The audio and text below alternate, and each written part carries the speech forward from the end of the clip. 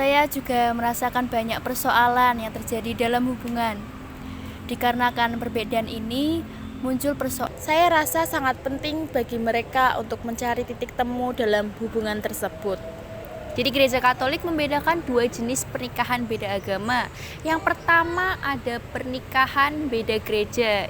Hal ini diperbolehkan dengan izin dari uskup. Dan syarat utamanya adalah pasangan non-Katolik harus menghormati iman Katolik. Yang kedua ada pernikahan beda agama atau yang disebut dengan disparitas kultus. Selamat datang di podcast kita hari ini. Saya Ica dan bersama dengan teman saya Raisa. Dan saya Via.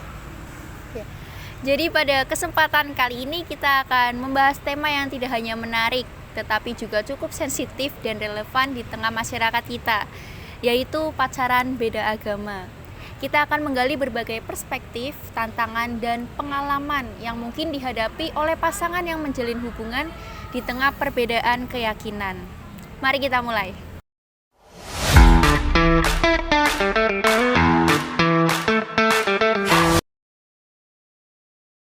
Hai semuanya, senang bisa bergabung di sini. Ini adalah topik yang sangat relevan, terutama di masyarakat kita yang sangat beragam. Betul sekali, saya juga senang berbagi pandangan tentang hal ini. Oke, kita mulai ya. Jadi pertama-tama saya ingin tahu dari kalian berdua, bagaimana pandangan awal kalian tentang pacaran beda agama? Dari sudut pandang saya sebagai orang Katolik, awalnya saya merasa ragu. Namun ada banyak norma dan nilai yang diajarkan pada agama saya, dan saya khawatir tentang bagaimana hubungan beda agama ini akan diterima oleh masyarakat dan komunitas. Saya bisa memahami hal itu. Dalam pengalaman saya yang pernah berpacaran dengan seorang yang beragama Islam, saya juga merasakan banyak persoalan yang terjadi dalam hubungan. Dikarenakan perbedaan ini, muncul persoalan seperti tentang hal ibadah, lalu nilai-nilai yang kami anut, dan sebagainya. Dan juga karena hal tersebut sering menimbulkan kekhawatiran tentang hubungan ini. Apakah sebaiknya dilanjutkan atau justru diselesaikan saja? Wah, menarik sekali nih. Jadi, apakah Anda merasa ada tantangan khusus yang dihadapi dalam hubungan ini? Tentu saja, salah satu tantangan terbesar adalah perbedaan dalam praktik ibadah. Misalnya, saat saya merayakan Natal, lalu pasangan saya mungkin merasa tidak nyaman akan hal tersebut. Begitu juga sebaliknya, saat pasangan saya merayakan Idul Fitri. Dan tidak hanya itu. Pastinya, dalam menjalin hubungan tersebut, mendapatkan tekanan dari keluarga dan teman-teman saya. Kadang-kadang, mereka tidak mengerti mengapa mereka memilih untuk bersama, dan itu bisa menjadi beban tersendiri. Wah, itu pasti sulit sekali ya. Namun nih, apakah dari kalian itu ada cara untuk mengatasi tantangan-tantangan itu? Saya percaya bahwa komunikasi adalah kunci utama dalam menjalin hubungan, terutama ketika kita berhadapan dengan perbedaan keyakinan. Penting bagi kita untuk terbuka dan jujur tentang keyakinan masing-masing, serta saling menghormati pandangan satu sama lain. Misalnya, kita bisa merayakan momen-momen penting dalam agama masing-masing dengan cara saling menghargai, seperti menghadiri perayaan atau yang berarti bagi pasangan, atau juga saling mengucapkan hari raya yang dirayakan masing-masing sebagai tanda menghormati agama lain. Dengan cara ini, kita tidak hanya menunjukkan rasa hormat, tetapi juga menciptakan ruang untuk saling memahami dan memperkuat ikatan di antara kita. Dari sudut pandang saya rasa sangat penting bagi mereka untuk mencari titik temu dalam hubungan tersebut. Salah satu caranya yaitu bisa dilakukan adalah dengan merayakan hari-hari besar secara inklusif, sehingga kedua belah pihak merasa dihargai dan diperhatikan. Dengan pendekatan seperti ini, konflik maupun perasaan yang tidak nyaman bisa diminimalisirkan karena adanya rasa saling menghormati dan pengertian di antara keduanya. Oke. Itu ide yang sangat bagus sekali. Lalu bagaimana dengan rencana masa depan? Apakah sebelum-sebelumnya pernah membahas tentang pernikahan? Wah, itu pertanyaan yang sangat penting. Kami pernah membahas secara serius mengenai pendapat masing-masing jika hubungan ini dibawa ke arah yang lebih serius.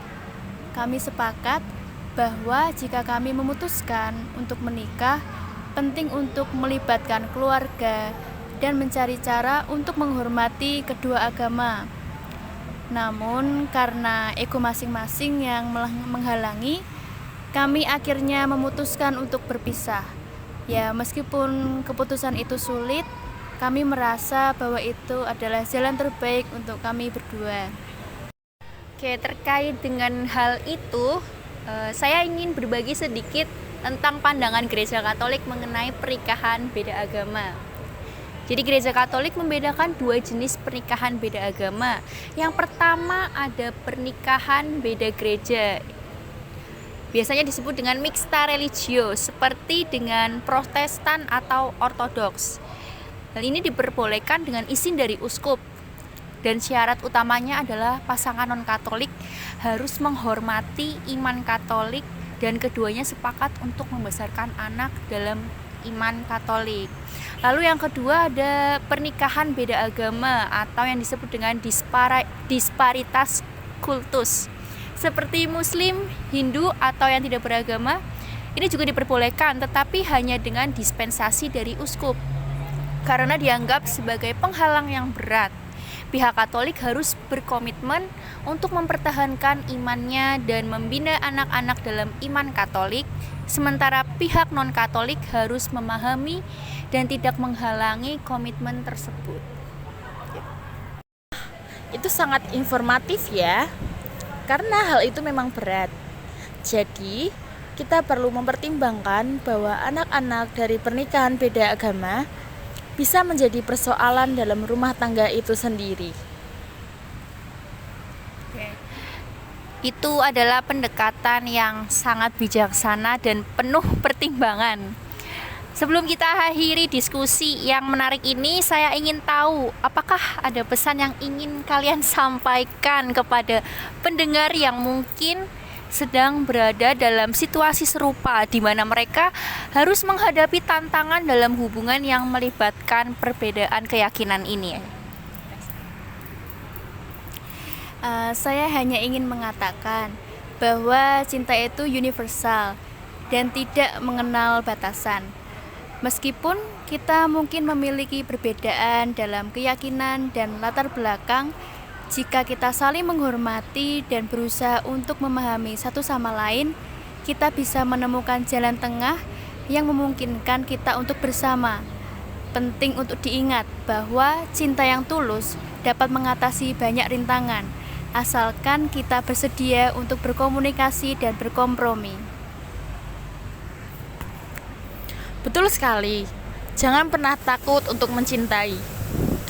Namun, di sisi lain, kita juga harus ingat untuk selalu menghargai keyakinan masing-masing.